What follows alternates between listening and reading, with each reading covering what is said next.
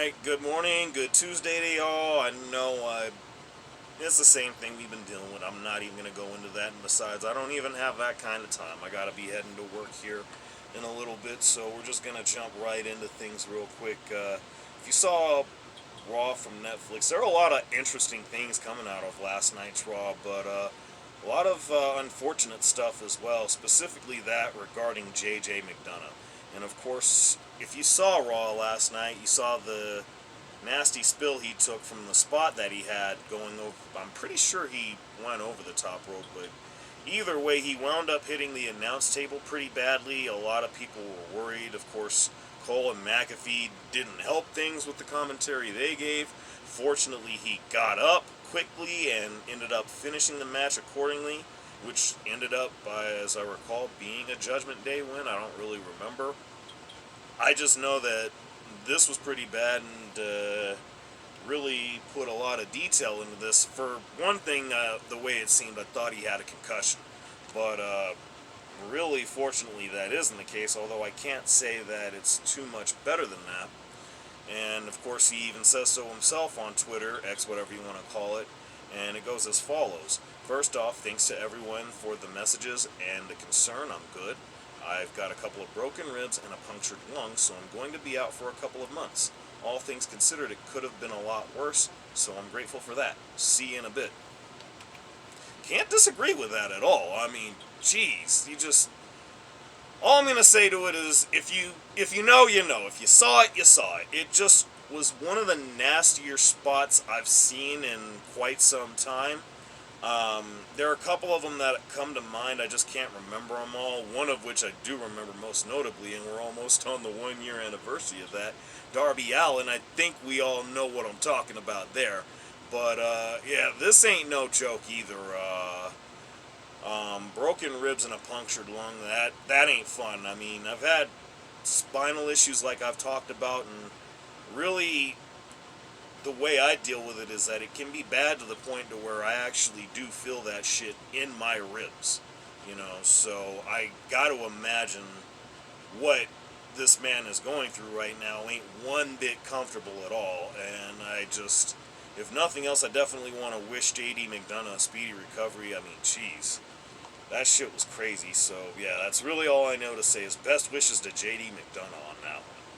That being said, we're going to move right along to a little bit of happier news. Of course, new WWE signee, a multi-year deal, and I hear it's a pretty lucrative one. Of course, I don't think any of the details were released, but of course, Jordan Grace is now signed with WWE, and I think we all knew this was coming. I don't think this was really all that surprising. I'm pretty sure this is to the surprise of literally less than nobody. And I think that it's going to be an awesome thing. Now, the question is, what are we going to wind up seeing from her? I mean, I imagine that we got a return entrant into the Royal Rumble first and foremost, so definitely expect her this Saturday. Now, from there, where do we go? Raw, SmackDown, NXT? Any of them make sense. A lot of people are actually pushing for her to go to either Raw or SmackDown, which is really understandable. My thing to that is that there's an awful lot going on in the women's division on both shows, so how they fit her in is really going to be eye-opening, I think. And I'm not going to say no to it, but at the same time, I just don't know that I necessarily believe that's what's going to happen.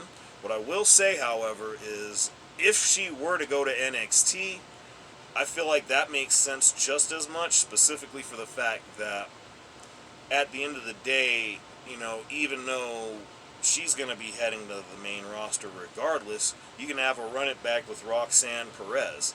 I think there are definitely an awful lot of intriguing matchups, specifically that with Zarya. I think there was a point where they had, I believe it was an 8 or 10 women tag that actually had a situation where Zarya accidentally speared Jordan Grace.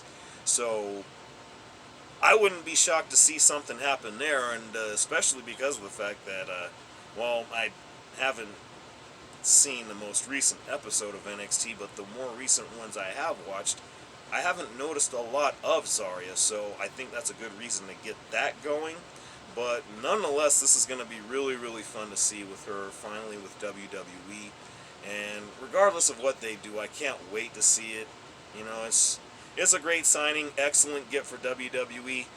Only great shit is going to happen from this. So we'll move right along. And speaking of great things, well, maybe it's not so great. I guess it depends on who you ask. A little bittersweet for one Zelina Vega, as she is now on the SmackDown roster.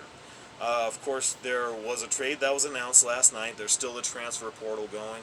I believe they're getting to a lot of the final signings on that as they announce the Creed, or not the Creed brothers, but A-Town Down Under, Austin Theory, and good God, why am I struggling with that man's name? I don't know why I do this in the middle of videos, but y'all know who I'm talking about. Grayson Waller. Yeah, that's it. Grayson Waller. Anyway, they're signed to Monday Night Raw, just like Bayley, and I'm not sure about Nia Jax. I don't know that situation entirely. I didn't hear that. I'm thinking she could be on her way to Raw. Not 100% there, but it's actually pretty cool to see this. I do gotta say that a lot of people are speculating that this is going to lead to the return of one Aleister Black. I'm not so sure about that.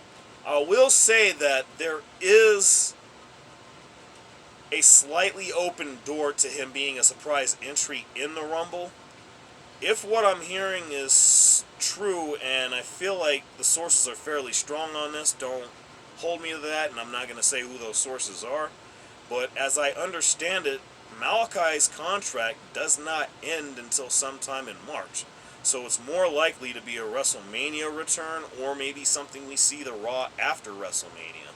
And of course, he'll end up on SmackDown with Zelina. But nonetheless, this will be pretty cool. It'll be really interesting to see. Another reason that I think a lot of people are overlooking is the fact that Andrade's there. You could have a situation where they reunite. I mean, you never know. There are a lot of things going on where it makes sense for Zelina to be going to SmackDown. Aleister, Malachi, whatever we're going to refer to him as, definitely makes sense. I just don't know if that's happening as soon as a lot of people want to believe, but we'll find out Saturday for sure, and I'll just leave it at that.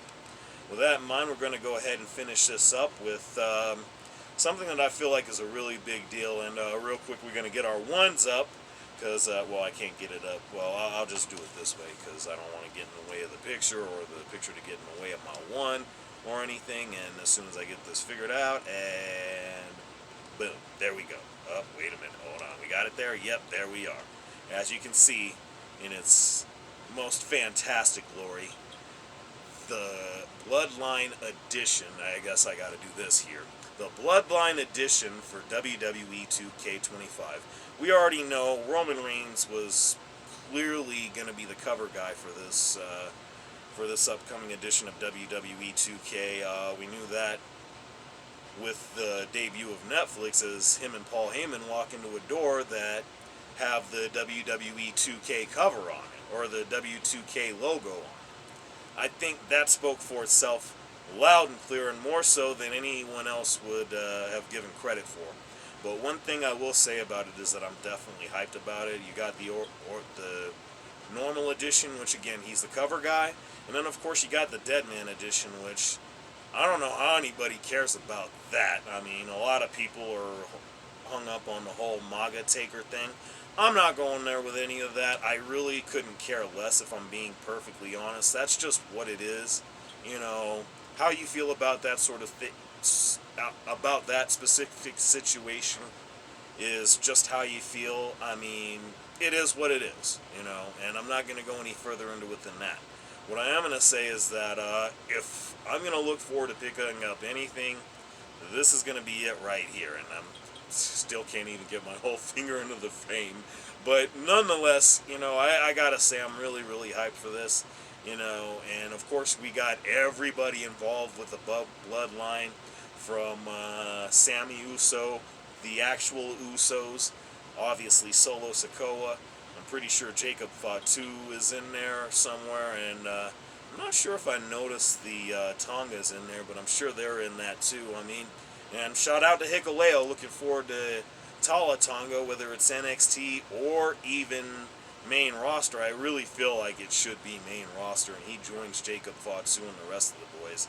As a lot of people think that Solo's going to be separated from that group, but we'll see about that one. Nonetheless, I couldn't be more hyped for 2K25, but either way, that's really all I got on that one for right now. Y'all know what it is. Like, share, subscribe. What do y'all think about the cover and everything else that we talked about here? And yeah, that's pretty much all I got there. Y'all know what it is. Like, share, subscribe. Let me know what y'all think. And this has been your time with A&J, and I thank you for spending it with me.